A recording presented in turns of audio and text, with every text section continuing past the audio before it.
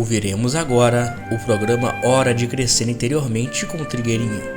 E os temas de hoje são: o simbolismo do escorpião, compaixão para com os animais, ajudas superiores na resolução de problemas e a receptividade às verdadeiras mudanças.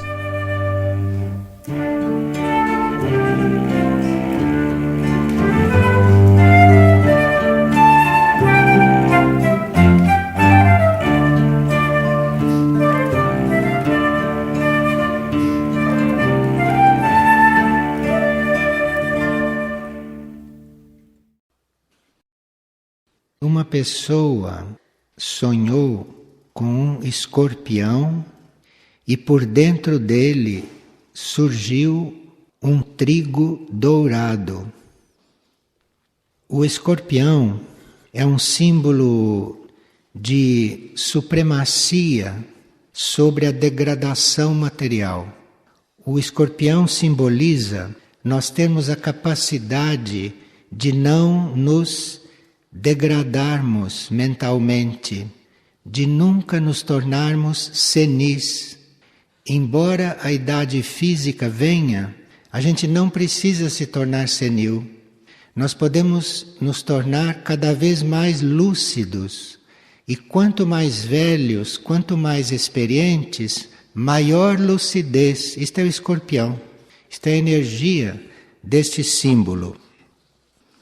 Esse núcleo cósmico, porque é um núcleo, é uma constelação, não chamada escorpião também.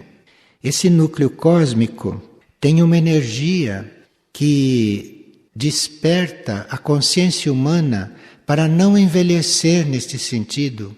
Envelhecer só fisicamente, mas ir renascendo e ir se tornando cada vez mais jovem com o tempo, internamente, interiormente. O escorpião como energia, isto é, esta constelação, esta lição que nós temos nos céus, nos ensina que se as nossas forças materiais forem empregadas para propósitos superiores, a nossa vibração se eleva e nós nunca vamos nos sentir velhos. Por que nós nos sentimos velhos? É porque as nossas forças materiais não são aplicadas à medida que amadurecemos, à medida que crescemos, cada vez mais em propósitos superiores. Se nós endereçássemos as nossas forças para propósitos superiores, nunca íamos ficar senis. Esta é a lição de Escorpião.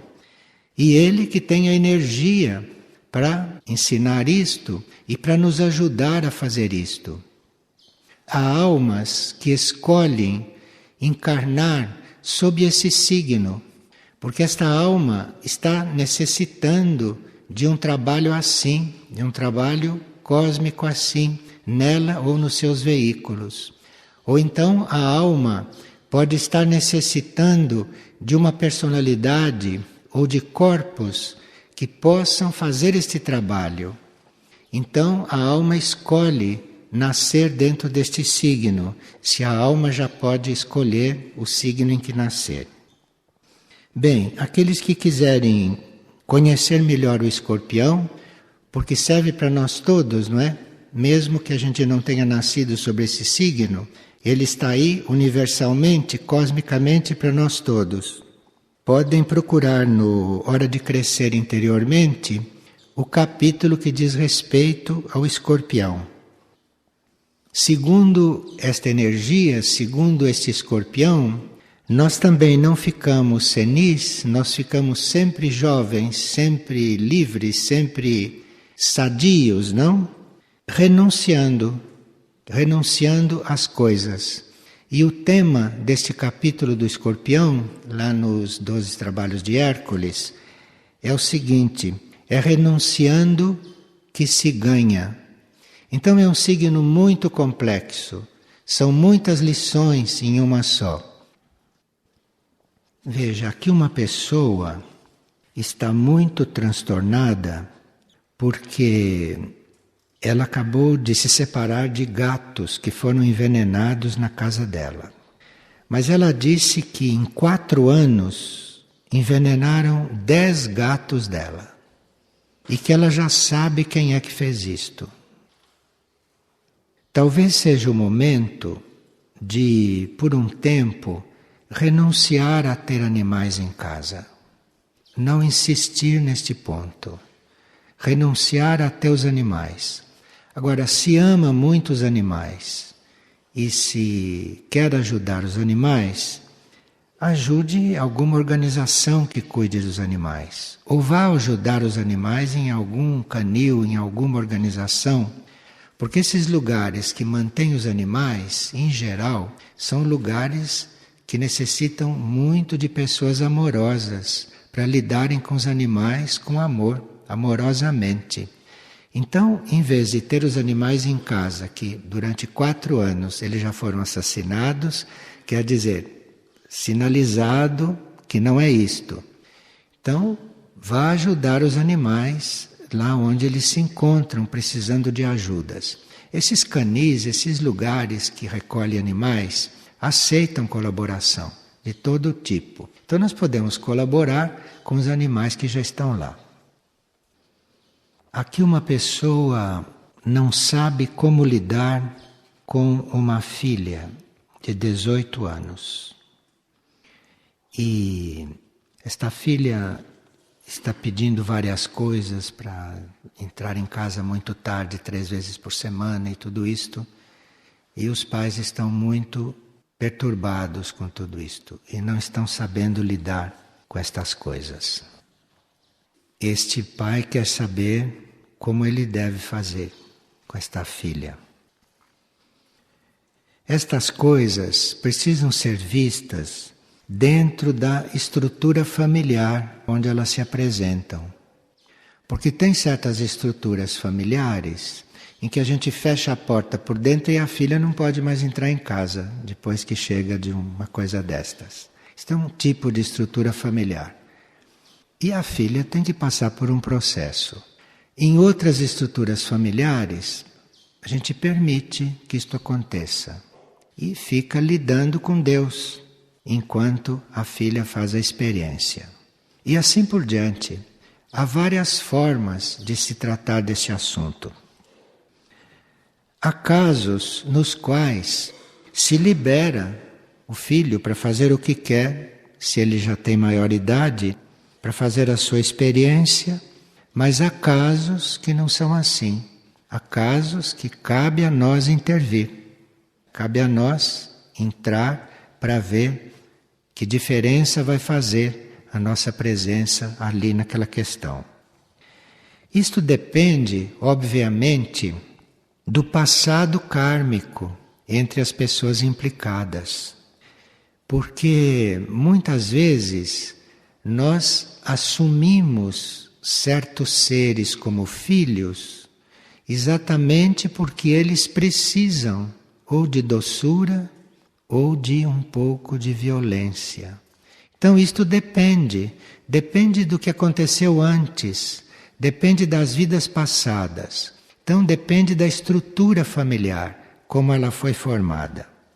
Então não se pode dizer que é errado a filha sair, voltar de manhã e encontrar a porta fechada. Não se pode dizer que é errado isto.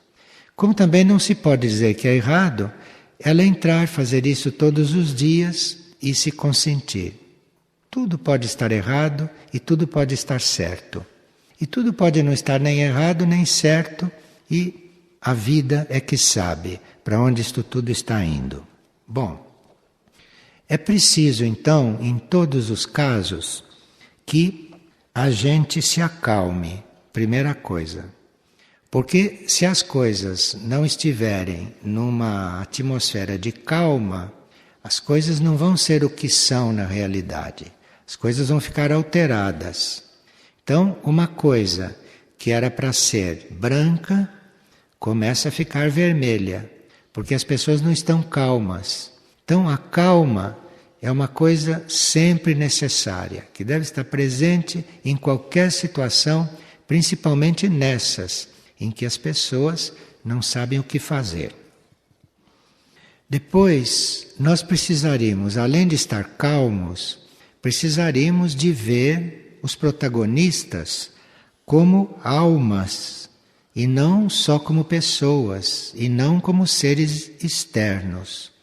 Porque se você vê aquilo como um ser externo somente, isto é, como uma filha, como uma moça ou como um jovem, se você vê isto como um ser externo, então você pode não ter meios para lidar com aquilo, porque aquilo tem um jogo de forças nele também, tem um jogo de forças obsessor que está em volta, partes do ambiente em que a pessoa frequenta, em que a pessoa vive. Então ali tem um emaranhado de forças, ali tem um conjunto de forças. E nós não podemos estar lidando com isto nesse nível. Então precisa que você considere aquilo uma alma, e não só um ser humano que chegou da rua, mas ele é uma alma que está ali. E se nós permanecemos sintonizados em nível de alma com aquele ser, ou com qualquer ser, então nós vamos começar a, com isto, invocar e coligar aquele assunto com o mundo das almas. E no mundo das almas, nós temos muitas almas coligadas com a nossa. Então nós temos aqui muitas almas encarnadas coligadas conosco, conhecemos muitas pessoas, mas nós não sabemos quantas almas são coligadas conosco e que não estão encarnadas. Às vezes pode acontecer de uma alma desencarnada, que não está aqui encarnada entre as outras, ter muito mais ascendência sobre nós do que as almas encarnadas. Então, se você tem que resolver um assunto deste, você fique no nível da alma do indivíduo, porque entre as almas pode haver uma que tenha ascendência sobre este indivíduo, que tenha força sobre este indivíduo, que conheça esse indivíduo, que possa atuar ali para ajudar este indivíduo. Mas note, isto não é consciente. Não somos nós que fazemos estes arranjos, porque nós não conhecemos, não sabemos quais são as almas desencarnadas, que podem até ter ligação com esses fatos e com esta pessoa. Então ali nós estamos tratando a pessoa como alma, e com isso estamos em contato com outras almas, porque as almas mantêm contato telepático entre elas. Então é preciso ali permanecer em ficar lidando com o indivíduo como uma alma e não ficar em conflito em nível de personalidade, que é outra coisa, é outro mundo. Então você fica ali lidando com a alma do indivíduo. Nesses casos, pode até acontecer deste fato chamar a atenção de alguma hierarquia, porque a hierarquia lida com as almas nos planos internos, e com isto pode até acontecer uma coligação, pode acontecer um contato da alma daquela criatura com a periferia de uma hierarquia, com a aura de uma hierarquia. Agora, se a pessoa que está lidando com isto pode ver todo este processo, se para esta pessoa esse quadro é uma coisa natural, então nesses momentos a pessoa pode até encomendar aquele caso para alguma hierarquia. E das hierarquias que nós conhecemos, Padre Pio é uma hierarquia que se dispõe a cuidar destas coisas. É uma hierarquia que tem como tarefa lidar com muitas coisas semelhantes. Fazia isto enquanto estava sobre a terra e não disse que não fazia mais. De forma que esta grande entidade pode ter prepostos em vários níveis de consciência que respondam pelas coisas que são endereçadas a ele como entidade. Quando essas entidades terminam um ciclo aqui na Terra, isto é, quando um Padre Pio termina o seu tempo na Terra e deve se recolher para outros planos de consciência para continuar o trabalho mais livremente, se o trabalho não muda, ele pode deixar prepostos pelos níveis de onde ele já se retirou. Então Padre Pio neste momento não está mais no nível físico. Padre Pio não está mais no nível etérico. Não está mais no nível astral e nem no nível mental. Padre Pio está já num outro nível, num outro plano. Mas, nesses níveis, aonde nós pedimos auxílio e com os quais nós estamos diretamente coligados, uma entidade destas pode deixar prepostos, pode deixar energias ou seres ou colaboradores seus ou outros membros das hierarquias encarregados de atenderem, de acolherem tudo aquilo que chega até ali. Então dizer, busque Padre Pio, sabendo que Padre Pio está cuidando de outras coisas, mas isto tem realidade, porque deve ter deixado tudo organizado para que esta corrente não se interrompa. Enfim, isto são coisas ocultas, mas que hoje podem se tornar públicas para facilitar o nosso trabalho nesses momentos conturbados em que a Terra se encontra, especialmente conturbados. Voltando ao caso que deu origem a tudo isto, da filha que não vem dormir em casa e que não quer dormir em casa, voltando ao caso inicial, nós teríamos que ver um outro lado deste assunto. Muitas vezes, uma coisa desta acontece para que nós apelemos para uma força superior. Porque nós, como esta criatura que está sofrendo muito por causa disto, quando nós, desesperados, aí nos lembramos que existem forças superiores, que existem níveis superiores, porque se não acontecessem esses desesperos, se não acontecessem esses fatos que entristecem, que tocam os pais neste caso, talvez eles nunca se lembrassem de apelar para os mundos superiores. Então acontece uma coisa desta para que os pais apelem, para que os pais se lembrem que existem níveis superiores, que existe Deus, que existe hierarquia, que existe Padre Pio, compreende? Porque nós vivemos tão distraídos com estas coisas do mundo, vivemos tão distraídos com tudo que não tem a menor importância, que às vezes precisa acontecer um fato desta ordem que nos toque para que a gente se lembre de outras coisas. Então, tudo isto não vai servir, talvez, para a filha mudar de rumo. Tudo isto serviu para os pais retomarem um contato com os níveis superiores. Então, isso tudo está acontecendo para a filha, tudo isso está acontecendo dentro da família, para que os pais façam uma conexão que tinham perdido. Compreende? E se fizer esta conexão, isto é o mais importante. Isto é o mais importante. Então, tem este lado também as coisas. Porque com estas retomadas de contato, nós ficamos muito transformados, nos ficamos muito renovados e estas coisas deixam de fazer o mesmo efeito sobre nós. Então, por causa disto, aconteceu tudo.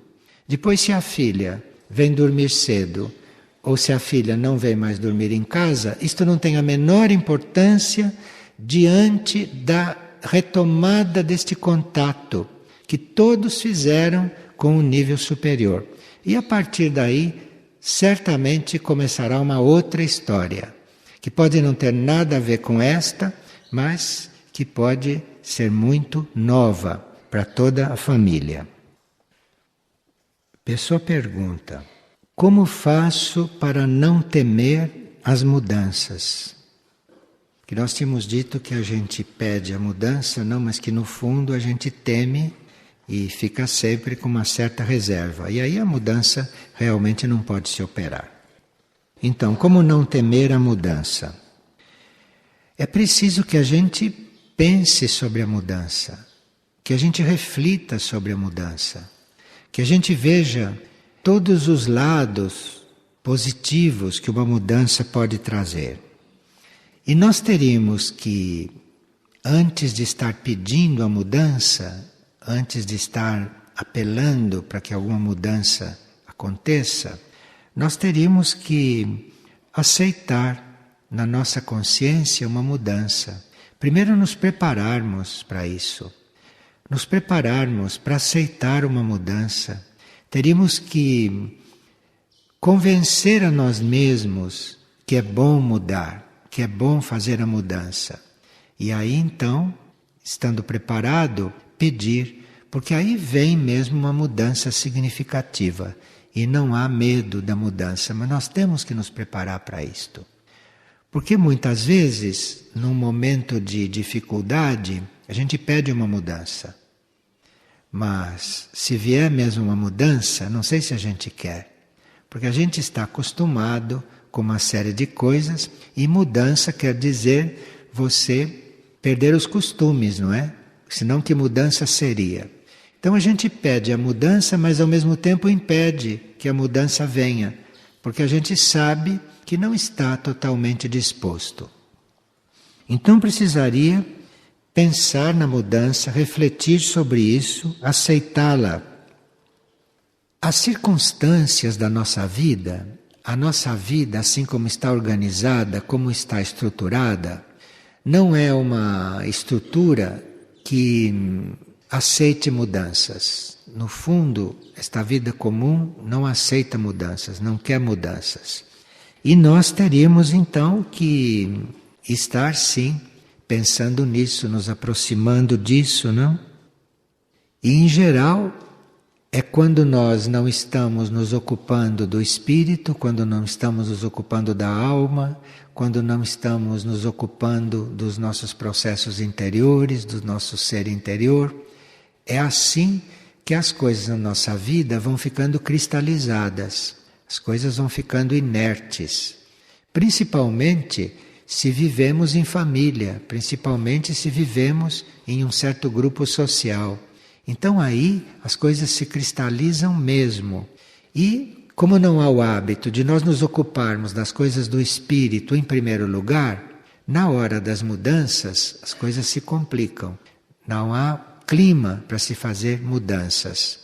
Então, numa família, numa casa, muitos vão mudando a consciência, muitos vão se trabalhando, mas continuam não colocando o trabalho com o espírito em primeiro plano. Estão se transformando, estão se trabalhando, mas o que continua na prioridade são as coisas materiais, são as coisas humanas, são as coisas da vida.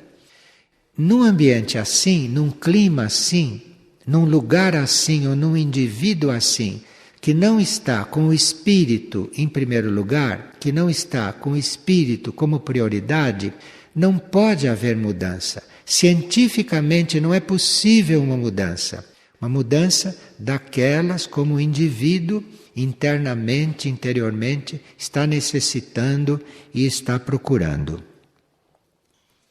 Então, seria a vida do espírito, seria a vida da nossa mônada, projetada aqui na nossa vida humana, que traria as mudanças. Porque mudança não é mudança de profissão, mudança de emprego, mudança de casa, mudança de cônjuge. Isto não é mudança, isto são coisas corriqueiras.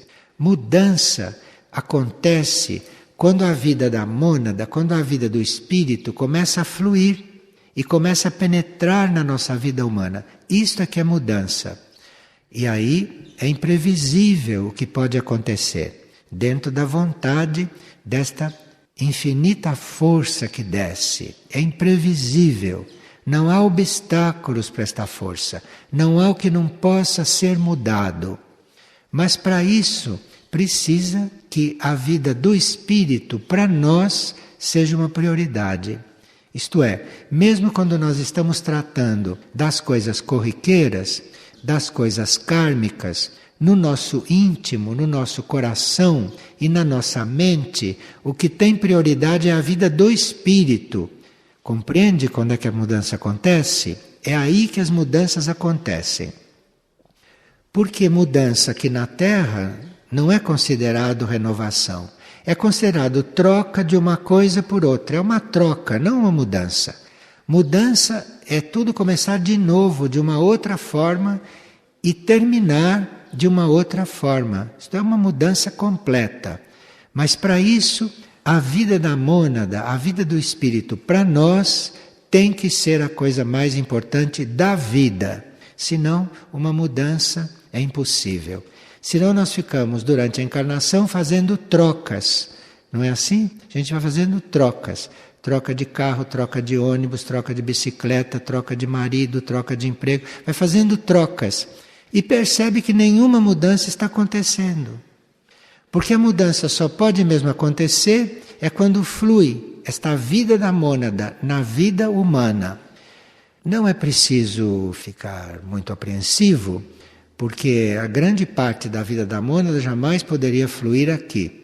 O que pode fluir aqui é aquilo que a vida humana consegue absorver. É aquilo que os planos materiais conseguem absorver. Mas diante do marasmo geral, diante da troca contínua, qualquer pequena mudança verdadeira é realmente muito significativo. E por causa da vida do espírito, por causa do tema do espírito não entrar na vida diária das pessoas, você entra numa casa, não tem vida do espírito nenhuma ali. Ali só tem sinais de vida material, não tem sinal nenhum de vida do espírito. Não vamos dizer que retrato de santo na parede é coisa. Ali não tem sinal nenhum de vida do espírito, numa casa, numa família. Então, como querem mudança, como querem que haja uma elevação da consciência. Então, individualmente, nós temos que saber destas coisas. Individualmente, temos que ter estas chaves. Porque nós podemos ser instrumentos para alguma mudança, alguma pequena mudança, começar a acontecer em algum lugar. Toda a Terra precisa de mudança, o planeta inteiro precisa de mudança. Mas para isso acontecer mais efetivamente, mais rapidamente, precisaria que todos nós estivéssemos nos ocupando do espírito em primeiro lugar. E todo o resto, com muita dedicação e tudo, mas a prioridade mesmo seria o espírito. E isto está no coração da gente, isto não está exposto, não é? Porque o espírito não está exposto. Isso está no coração da gente, isso está no nosso íntimo. Mas sem isso, não se muda nada realmente. Se troca uma coisa por outra. Mudança é nós mudarmos. Mudança é a vida do espírito fluir. Isto que é mudança. É a vida do espírito fluir ali. Mas para que a vida do espírito flua, precisa que nós estejamos com isto como prioridade.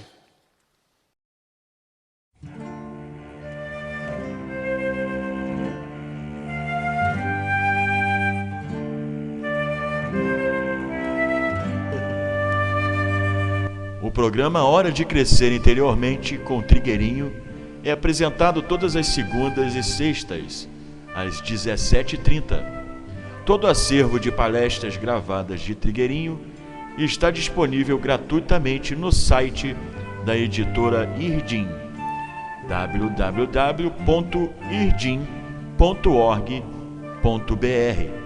E para maiores informações sobre o autor, visite também o site www.trigueirinho.org.br. E em Nova Friburgo, informações no endereço Rua Ernesto Brasílio, 14, Sala 307, Edifício Central, Centro.